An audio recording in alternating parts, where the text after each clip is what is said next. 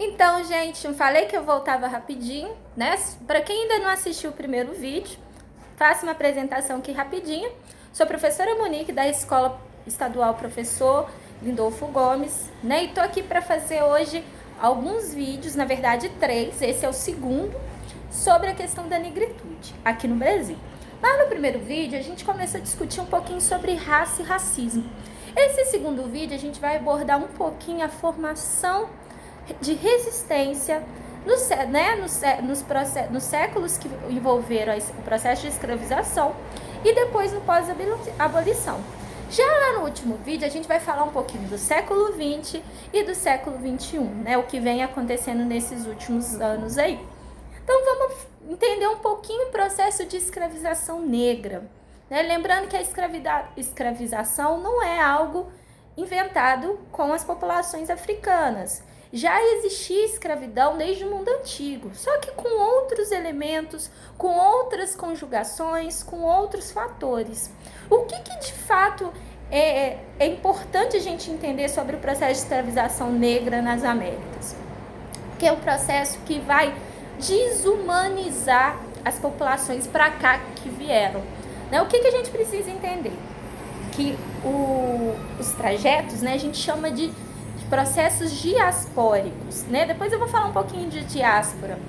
Mas o que é interessante a gente pensar? Entre o continente africano, lembrando que a África é um continente que tem vários países com várias populações e várias línguas, que vem para o continente americano, né? Tem um oceanos aí, né? Porque se a gente for pensar não só no Brasil, mas em toda a América, a gente pode falar do Pacífico, por exemplo, lá na Colômbia, ou o Mar do Caribe também, né, desses processos marítimos. Essas pessoas que para cá vieram, né, para a América no geral, mas pensando no Brasil, foram despossuídas. Quer dizer que elas foram tiradas tudo que havia nelas. Desde o aspecto material, né, as posses, as roupas, mas especialmente o aspecto simbólico, a forma de organização social, as religiões. Essas pessoas que vieram para cá e foram tomadas como escravos, foram despossuídas e obrigadas a se aliarem ao catolicismo, que, né, é a religião principal da época. Então, essas pessoas vieram para cá como escravizados e foram despossuídos da sua humanidade, foram tratados como animais. Então, se a gente for pensar que, né, o Brasil passou por um processo de escravização de quase 400 anos. Né? O processo inicia lá no século XVI e vai terminar só no século XIX. Então, o Brasil, como outras nações, passam por um processo longo de escravização. Né? E alguns podem falar assim, professora, o que aconteceu? Né? O que a gente pode falar nesse processo, né? Durante esse tempo? A gente pode falar que houve muita resistência. Né? Alguns falam aqui do dia 13 de maio, que a liberdade foi assinada pela princesa Isabel, está equivocado. Na verdade, o processo de escravização, de libertação dessas pessoas, vieram graças a muitos movimentos de resistência. Eu vou aqui falar poucos, né, porque em quase 400 anos, usar poucos minutos para falar sobre esse assunto, obviamente eu vou deixar muita coisa de fora. Mas eu vou falar de 3 heróis de resistência, 3 heróis que talvez a gente não se lembre. Primeiro, de Luísa Maim, né? Luísa Maim, ela foi mãe de Luiz Gama, ela arquitetou a revolta dos malês lá na Bahia, que também foi uma tentativa de fuga daquelas pessoas que eram escravizadas naquele momento. Então ela, além de tudo, muitas histórias se contam a partir da boca de Luiz Gama, que é o próximo personagem que eu vou falar aqui. Ela se torna um personagem, além de tudo, mítico, porque ele levanta a força de um heroísmo de uma mulher negra, durante esse processo de escravização. Luiz Gama Luiz Gama foi um homem das leis, mesmo sendo um homem negro, conseguiu libertar mais de 500 pessoas que foram escravizadas, né? E muitas pessoas não se lembram dele, né? E ele tem uma força fundamental para a gente discutir os movimentos negros contemporâneos.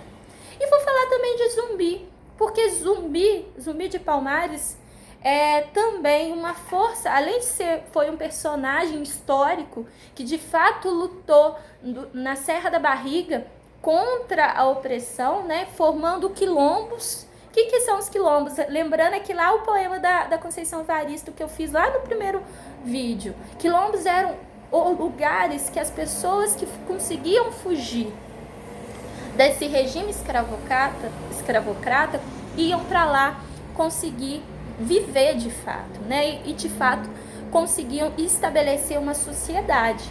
São vários quilombos que existiam aqui no Brasil, né? Tanto que a gente hoje ainda tem as terras quilombolas, que tem essa origem, mas o quilombo do Palmares foi conhecido por ser o mais extenso e o que mais conseguiu manter longe da opressão, né? Do regime colonizador.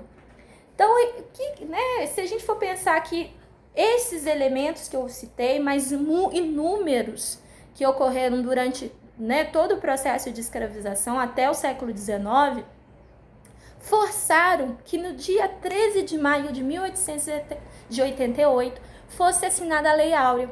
A Lei Áurea, que a princesa Isabel de fato assina, mas ela é uma consequência de muitos fatores, de muita gente que lutou pela resistência negra.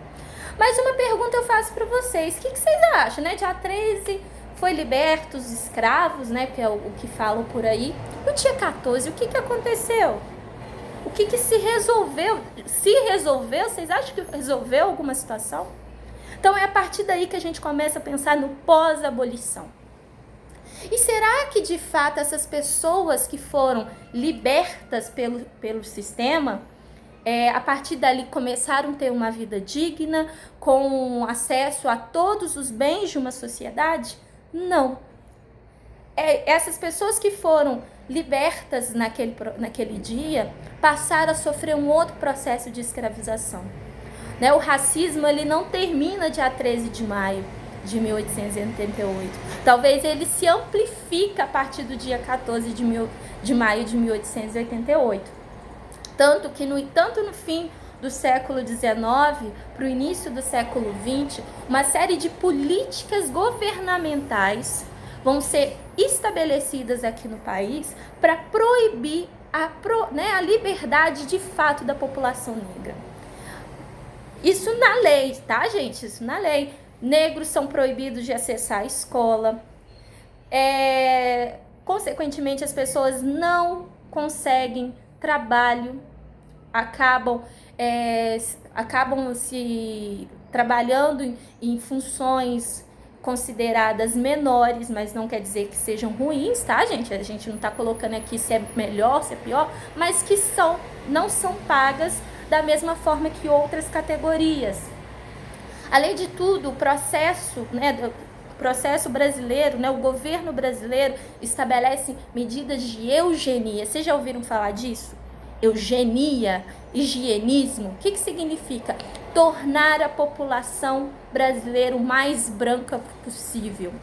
Né? Com a libertação dos escravos, o sistema brasileiro favorece a entrada de povos europeus, como os italianos, o pessoal da Alemanha, da Holanda, tanto que aqui em Juiz de Fora tem uma comunidade alemã muito grande. E essa população alemã vem nessa época, porque o governo brasileiro prefere favorecer esses trabalhadores da Europa do que favorecer essas pessoas que foram escravizadas e naquele momento não tinham emprego. Então, isso acaba tornando a população negra brasileira mais discriminada ainda, né? Se a gente for pensar isso lá no fim do século XIX. Então, o último vídeo agora, eu vou falar um pouquinho das consequências no século XX, mas ao mesmo tempo eu vou falar da formação dos movimentos negros dentro do século XXI. Isso é muito importante, eu acho que vocês vão gostar, tá bom? Tchau, tchau!